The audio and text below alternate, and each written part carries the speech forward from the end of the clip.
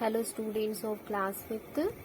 Today is your English class and in our today's class we are going to learn about a new topic, punctuation. So what is the name of this topic? The name of this topic is punctuation. And in this punctuation section we are going to learn about the inverted commas. First I tell you about that why we need punctuation and what are the punctuation. So punctuations are some signs and these signs are used to give some pauses in language for reading and writing. Language में reading और writing के लिए कहीं कहीं pause देने की जरूरत होती है और उन पॉजेस के लिए जिन साइंस को यूज किया जाता है उन्हें पंक्चुएशन कहा जाता है. Today we are going to learn about the inverted commas because for capital letter, full stop, question mark, exclamation mark, commas. About that we have learned in our previous classes. पिछली classes में हम इन सभी commas, capital letters, full stop, question mark, exclamation mark के बारे में पढ़ चुके हैं. So in this class 5th we have the inverted commas. So let's read this sentences. Nay, my friend, replied Brahmil mildly. Let me out of this cage, O pious one, cried the tiger. Would you mind telling me over again, for everything has got so mixed up. This all sentences have taken from this chapter, and look here, this is inverted commas. Like this. Okay. Did you notice the inverted commas? Inverted commas को आपने notice किया है. In red color we have these signs and these signs are called inverted commas. Inverted commas can be single or double. Inverted commas जो होता है वह इस तरह से single भी हो सकता है और double भी हो सकता है. They are also known as quotation marks, speech marks or quotes. They are mainly used to mark the beginning and end of the actual words or text that someone said or wrote, means dialogue or quotation. जो quotation mark होता है, inverted commas होते हैं, वो single भी हो सकते हैं और double भी हो सकते हैं. And these inverted commas are also known as a quotation mark, speech mark और quotes. और इनका यूज हमेशा बिगिनिंग और एंड में किया जाता है. ऐसे वर्ड्स की स्टार्टिंग और एंड में किया जाता है जो किसी और के द्वारा कहे गए होते हैं, लिखे गए होते हैं, कोई डायलॉग होता है या कोई कोटेशन होता है, तो उन्हें हमेशा इन्वर्टेड कॉमास के अंदर रखा जाता है. Now for example, she said this the best place to eat. She said means उसने कहा, this the best place to eat, यह खाने के लिए बहुत अच्छी जगह है. What time will he arrive? She asked. वह कितनी बजे आएगा, कितनी बजे पहुंचेगा, उसने पूछा. In this sentence, she said यानी उसने कहा, कोई बोल रहा है, this the best place to eat. These words are spoken by someone else. किसी और के द्वारा बोले गए वर्ड्स है, means these are dialogues or quotations. So we put these words in inverted commas. And we put these inverted commas before beginning of these words and at the end of these words.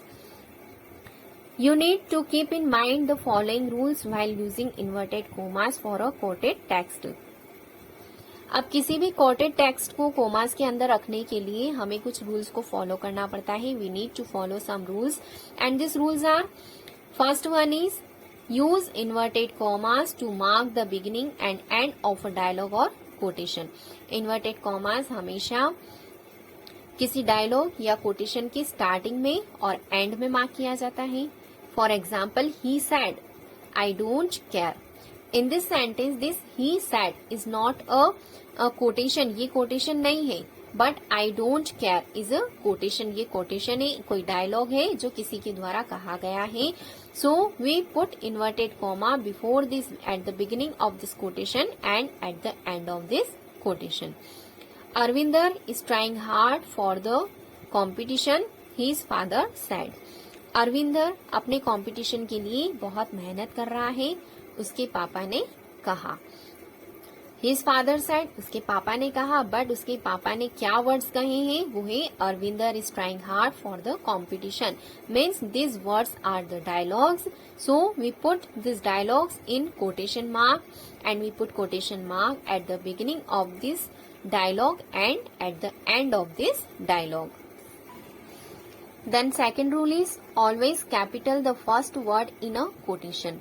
Quotation का first word हमेशा capital form में लिखा जाता है. For example, the doctor said, don't eat too much sugar. Doctor ने कहा बहुत ज्यादा शुगर मत खाओ. Here, don't eat too much sugar is a dialogue or quotation. So we write the first letter in capital form. But do not use a capital letter when the quoted text is in part. लेकिन जो quoted text है, जो dialogue है, अगर वो parts में अलग अलग parts में दिया है, तब हम letters को capital नहीं करते हैं. For example, no, the taxi driver said, you cannot reach the airport in 5 minutes. नहीं, टैक्सी ड्राइवर ने कहा तुम 5 मिनट्स में एयरपोर्ट नहीं पहुंच सकते हो. Here, this no and you cannot reach the airport in 5 minutes. Both are the dialogues. दोनों ही dialogues है जो किसने कहे हैं, टैक्सी ड्राइवर ने कहे हैं. So here we have two parts of the quotation. यहाँ पर quotation का के दो parts हो रहे हैं. In first part we will write in capital form, but in the second part we do not write the first letter in the capital form. Next rule is full stop always go inside quotation mark. Full stop जो होता है वो हमेशा quotation mark के अंदर लगाया जाता है. For example, he yelled, hurry up. उसने चिल्लाया, जल्दी करो. Here look here, this is full stop and this full stop goes inside the quotation mark. Next rule, the placement of question mark with quotation mark follows logic. quotation mark के साथ में जब question mark को follow किया जाता है, question mark को use किया जाता है, तब वहाँ पर कुछ logics होते हैं. The first logic is if a question is within a quotation, a question mark should be placed inside the quotation mark. अगर जो हमें quotation दिया गया है वही सिर्फ question है, वही सिर्फ प्रश्न है, but the rest part of the sentence will not a question, then we have to put question mark inside the quotation mark. sentence में जो quotation दिया गया है, जो dialogue दिया गया है, सिर्फ वही अगर question है, बाकी पूरा sentence अगर question नहीं है तो question mark हमेशा quotation mark के अंदर लगाया जाएगा. But the question will you still be my friend? She asked, will you still be my friend? उसने पूछा, क्या तुम अभी मेरे दोस्त रहोगे? In this sentence, will you still be my friend? क्या तुम अभी मेरे दोस्त रहोगे? This is a question, but whole sentence is not a question. So here, this question mark will go inside this quotation mark. The question, will you still be my friend, is a part of the quotation. Next, if the whole sentence is a question, but the question is not, then the question mark goes outside. जब पूरा sentence एक question होगा लेकिन जो quotation है, जो dialogues है, वो अगर क्वेश्चन नहीं होगा तो इस कंडीशन में क्वेश्चन मार्क जो है वह कोटेशन मार्क के बाहर लगेगा. Means we put question mark before quotation mark before this question mark.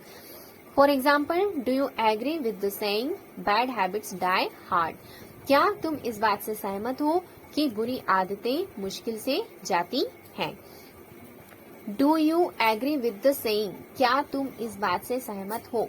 This is a question, but bad habits die hard. बुरी आदतें देर से जाती हैं. This quotation is not a question. So here this question mark will go outside this quotation mark. Similarly, if the exclamation is within the quotation, an exclamation mark should be placed inside the quotation mark. Same logic जो question mark के साथ follow होता है वही logic exclamation mark के साथ भी follow किया जाता है. Means if the exclamation is within the quotation, अगर कोटेशन के अंदर एक्सक्लेमेशन है, then exclamation mark should be placed inside the quotation mark. For example, she cried, be careful, उसने चिल्लाया। बी केयरफुल यानी ध्यान रखना। Here be careful is an exclamation, but she cried is not an exclamation. Whole sentence is not an exclamation, but be careful is an exclamation. So here this exclamation mark will go inside this quotation mark. If the whole sentence is an exclamation but the quotation spoken words is not, then the exclamation mark goes outside.